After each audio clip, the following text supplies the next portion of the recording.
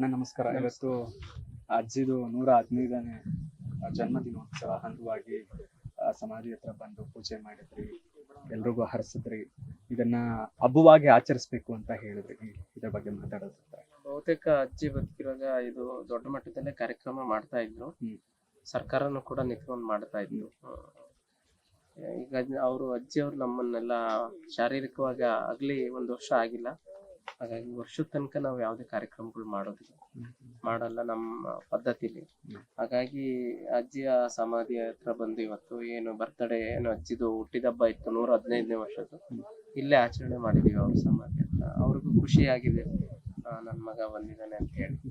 ಯಾಕಂದ್ರೆ ಅವರು ಜಗತ್ತಲ್ಲಿ ಎಲ್ಲರಿಗಿಂತ ನನ್ನ ಅಷ್ಟು ಪ್ರೀತಿಸ್ತಾ ಇದ್ರು. ಅದು ಎಲ್ರಿಗೂ ಗೊತ್ತಿರೋ ವಿಷಯ. ಯಾವಾಗ ಹೇಳ್ತಾ ಇದ್ರು ನನ್ನ ಮಗ ದೇವ್ರು ಅಂತ ಹೇಳಿ. ಹಂಗಾಗಿ ನಾವು ಇಲ್ಲೇ ಬಂದು ಆಚರಣೆ ಮಾಡಿದೀವಿ. ಅವ್ರು ಇರ್ಬೇಕಿತ್ತು ಇನ್ನು, ಆದ್ರೆ ಅದು ಒಬ್ಬ ಹುಟ್ಟಿದ್ಮೇಲೆ ಹೋಗ್ಲೇಬೇಕಲ್ಲ, ಅದು ವಿಧಿಯ ನಿಯಮ. ಇವತ್ತು ಅವರ ಹುಟ್ಟುಹಬ್ಬನ ಆಚರಣೆ ಮಾಡಿದೀವಿ. ಎಲ್ರಿಗೂ ಒಳ್ಳೇದಾಗ್ಲಿ. ಉಮೇಶ್ ಅಣ್ಣ, ಇದೇ ದಿನ ಹೋದ ವರ್ಷ ಅಜ್ಜಿ ಜೊತೆ ಯಾವ ತರ ಹುಟ್ಟುಹಬ್ಬನ ಆಚರಣೆ ಮಾಡ್ತಿದ್ರಿ? ಮನೇಲೆ ಮಾಡಿದ್ವಿ. ಅಜ್ಜಿಗೆ ಏನ್ ಇಷ್ಟ ಅಜ್ಜಿ ಆಚರಿಸ್ಕೊಳ್ತಿದ್ರ? ಹೌದು ಹೌದು. ಅಜ್ಜಿಗೆ ಯಾವ್ದು ಸೀರೆ ಇಷ್ಟ, ಸೀರೆನ ಉಡ್ಸಿ ಮತ್ತೆ ದೇವಸ್ಥಾನಗಳಿಗೆ ಕರ್ಕೊಂಡು ಹೋಗಿ ಬರ್ತಾ ಇದ್ದೆ. ಎಷ್ಟೇ ಬಿಸಿ ಇದ್ರು ದೇವಸ್ಥಾನಗಳಿಗೆ ಹೋಗಿ ಆನಂತರ ಒಂದು ಗಿಡ ನೆಡ್ತಾ ಇದ್ವಿ. ಅದು ಹುಟ್ಟಿದಬ್ಬದ ದಿನ ಪ್ರತಿ ವರ್ಷ ಗಿಡ ನೆಡ್ತಾ ಇದ್ವಿ. ಆಮೇಲೆ ಯಾವ್ದಾದ್ರು ಒಂದು ಸರ್ಕಾರಿ ಶಾಲೆಗೆ ಭೇಟಿ ಕೊಡ್ತಾ ಇದ್ವಿ, ಅಥವಾ ಜನರು ಬರೋವ್ರ ಮನೆ ಹತ್ರ ಗಿಡ ಕೊಡ್ತಾ ಇದ್ವಿ. ಮತ್ತೆ ಅವ್ರ ಹೆಸರಲ್ಲಿ ಪ್ರಶಸ್ತಿ ಕೊಡ್ತಾ ಇದ್ವಿ. ಈ ತರ ಸಮಾಜದಲ್ಲಿ ಒಳ್ಳೆ ಕೆಲಸ ಮಾಡಿರೋರಿಗೆ ಈ ವರ್ಷ ಮಾಡ್ಬೇಕಿತ್ತು, ಬಟ್ 1 ವರ್ಷ ತನಕ ಯಾವ್ದು ಕಾರ್ಯಕ್ರಮ ಮಾಡಲ್ಲ. ಅಜ್ಜಿ ಅವ್ರಿಗೆ ಏನು ಊಟ ಇಷ್ಟ ಅದನ್ನ ಮನೇಲಿ ಮಾಡ್ತಾ ಇದ್ವಿ. ಒಟ್ಟು ಫುಲ್ ಖುಷಿಲಿ. ಅಜ್ಜಿ ಇದ್ದಾಗ ಆ ದಿನಗಳ ಬೇರೆ, ಪ್ರತಿದಿನ ಅಜ್ಜಿಗೆ ಊಟ ಕೊಡೋದಾಗ್ಲಿ, ಸೇವೆ ಮಾಡೋದಾಗ್ಲಿ. ಬಟ್ ಈಗ ಅಜ್ಜಿ ಇಲ್ಲ. ಬಟ್ ಹೇಗ್ ಅನ್ನಿಸ್ತದ? ಮನೇಲಿ ಒಂಟಿತನ ಕಾಡ್ತಾ ಇದೆಯಾ? ಈಗ್ಲೂ ಇದಾರೆ ಅನ್ನುವಂತ ಮನಸ್ಸಲ್ಲಿ ಇದ್ದೀರಾ? ಅದು ಸರ್ವೇ ಸಾಮಾನ್ಯವಾಗಿ ನಡೆಯುತ್ತೆ.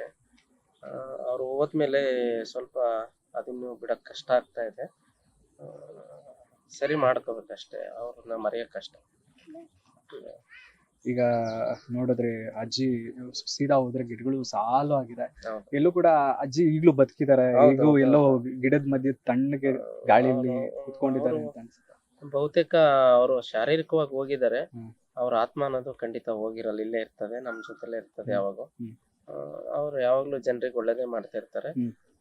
ಅವ್ರ ದಾರಿಲಿ ನಾವೆಲ್ಲ ನಡಿಬೇಕಷ್ಟೇ. ಅವ್ರ ಆಶೀರ್ವಾದ ಖಂಡಿತ ಯಾವಾಗ್ಲೂ ಎಲ್ರಿಗೂ ಇರ್ತದೆ. ಈ ಹುಟ್ಟು ಹಬ್ಬ ಕೇವಲ ಹಬ್ಬ ಅಲ್ಲ, ಇದೊಂದು ಸಂಭ್ರಮ ಮಾಡಬೇಕು ಅನ್ನೋ ಕನ್ಸಿದೆ. ಯಾವ ರೀತಿಯಾಗಿ ಕನ್ಸು ಇದನ್ನ ನಾವು ಆಚರಣೆ ಮಾಡೋದು ಬೇರೆ, ಸರ್ಕಾರ ಆಚರಣೆ ಮಾಡ್ಬೇಕು. ಇದನ್ನ ಸರ್ಕಾರ ಮಾಡಬೇಕು, ಸರ್ಕಾರ ಆದೇಶ ಹೊರಡಿಸ್ಬೇಕು. ಅವರು ಕರ್ನಾಟಕದ ವೃಕ್ಷ ಮಾತೆ, ಜಗತ್ತಲ್ಲೇ ವಿಶ್ವದಲ್ಲೇ ಮರಗಳೇ ನನ್ನ ಮಕ್ಕಳಂದಂತ ಏಕೈಕ ತಾಯಿ ಅದು ನಮ್ಮ ಕನ್ನಡದವರು. ಮತ್ತೆ 114 ವರ್ಷಗಳ ಬದುಕಿದಂತಹ ತಾಯಿ. ಅವ್ರಿಗೆ ಡಿ.ಕೆ. ಶಿವಕುಮಾರ್ ಅವರು ಕರ್ನಾಟಕ ರತ್ನ ಲಾಸ್ಟ್ ಬಾರಿ ಘೋಷಣೆ ಆದ್ಮೇಲೆ ಅವ್ರ ಗಮನಕ್ಕೆ ಬಂತಂತೆ.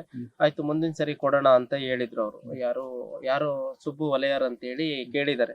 ಸಾಲುಮರ ತಿಮ್ಮಕ್ಕ ಅವ್ರಿಗೆ ಯಾಕೆ ಕರ್ನಾಟಕ ರತ್ನ ಕೊಟ್ಟಿಲ್ಲ, ಇನ್ನು ಕೊಡ್ಬೇಕಲ್ವಾ ನೀವು? ಸರ್ ಮಿಸ್ ಆಗ್ಬಿಡ್ತೀವಿ, ಸರಿ ನೆಕ್ಸ್ಟ್ ಇಯರ್ಗೆ ಖಂಡಿತ ನನ್ನ ಮನ್ಸಲ್ಲಿದೆ, ಕೊಡೋಣ ಅಂತ ಹೇಳಿದ್ರಂತೆ ಅವರು. ಅದಕ್ಕೆ ಈಗ ಮರಣೋತ್ತರವಾಗಿ ಸಾಲುಮರದ ತಿಮ್ಮಕ್ಕ ಅವರಿಗೆ ಕರ್ನಾಟಕ ರತ್ನ ಪ್ರಶಸ್ತಿಯನ್ನು ಕೊಡಬೇಕು. 2ನೇದಾಗಿ ಸಾಲುಮರದ ತಿಮ್ಮಕ್ಕ ಅವರ ಜಯಂತಿ, ಅವರ ಹುಟ್ಟಿದ ದಿನಾಚರಣೆ ಅಥವಾ ಅವರ ಇಹಲೋಕವನ್ನು ತ್ಯಜಿಸಿದಂತ ದಿನ, ಪುಣ್ಯ ಸ್ಮರಣೆ ಏನ್ ಮಾಡ್ತೀವಿ ಅವತ್ತಾದ್ರೂ ಸರಿ, 2 ದಿನದಲ್ಲಿ ಒಂದಿನ, ಯಾವತ್ತಾದ್ರೂ ಒಂದಿನ ಸರ್ಕಾರಿ ರಜೆಯನ್ನ ಘೋಷಣೆ ಮಾಡಬೇಕು. ಸರ್ಕಾರ ಇದನ್ನ ಆಚರಣೆ ಮಾಡ್ಬೇಕು. ಆಮೇಲೆ ಸ್ಮಾರಕ ಅತ್ಯಂತ ಶೀಘ್ರವಾಗಿ ಸ್ಮಾರಕ ಆಗ್ಬೇಕು. ಅವ್ರದ್ದು ವಸ್ತು ಸಂಗ್ರಹಾಲಯನೂ ಆಗ್ಬೇಕು ಸರ್, ಅಷ್ಟೇ. ಅಣ್ಣ, ಕೊನೆಯದಾಗಿ ಅಜ್ಜಿ ನಿಮ್ ಜೊತೆ ಮಾತಾಡೋದು, ನೆನಪುಗಳನ್ನು ಹಂಚ್ಕೊಳ್ಳೋದು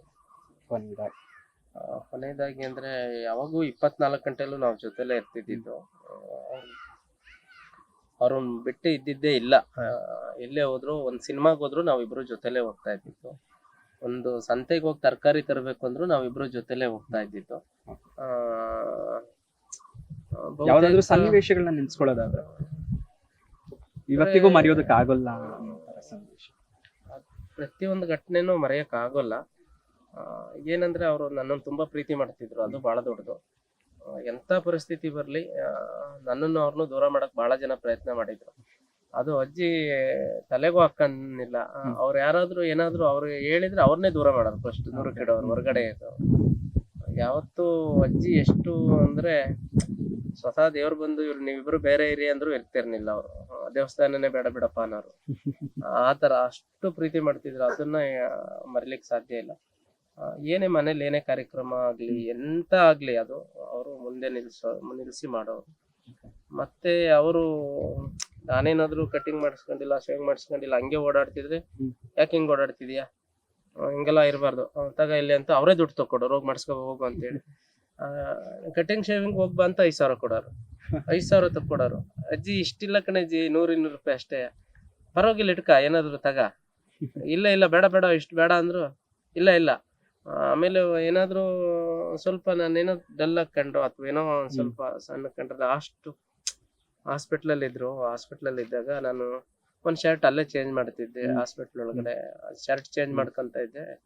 ಅವಾಗ ಕರೆದ್ರು ಬಾ ಇಲ್ಲಿ ಅಂತ ಕರೆದ್ಬಿಟ್ಟು ಹಿಂಗೆ ಭುಜ ಹಿಡ್ಕೊಬಿಟ್ಟು, ಯಾಕೆ ಇಷ್ಟೊಂದು ಸಣ್ಣಕ್ಕಾಗ್ಬಿಟ್ಟಿದೀಯಾ, ನೋಡಲ್ಲಿ ಹೊಟ್ಟೆ ಎಲ್ಲ ಒಳಗೋಗ್ಬಿಟ್ಟಿದೆ, ಚೆನ್ನಾಗಿ ಊಟ ಮಾಡ್ಬೇಕು, ಊಟ ಮಾಡು. ಇಲ್ಲ ಮಾಡ್ತಿದ್ದೀನಿ ಅಜ್ಜಿ ಅಂತೇಳಿ ಅಲ್ಲೇ ತರಿಸಿ ಅವ್ರ ಮುಂದೆ ಕುತ್ಕೊಂಡು ಊಟ ಮಾಡೋ ತನಕನೂ ಬಿಟ್ಟಿಲ್ಲ ಅವ್ರು. ಅಷ್ಟು ಸಣ್ಣ ವಿಷಯನೂ ನನ್ನ ಬಗ್ಗೆ ಗಮನಿಸೋರು ಅವ್ರು. ಅಷ್ಟು ಇನ್ಯಾರು ಆ ಪ್ರೀತಿ ಕೊಡಕ್ಕಾಗಲ್ಲ.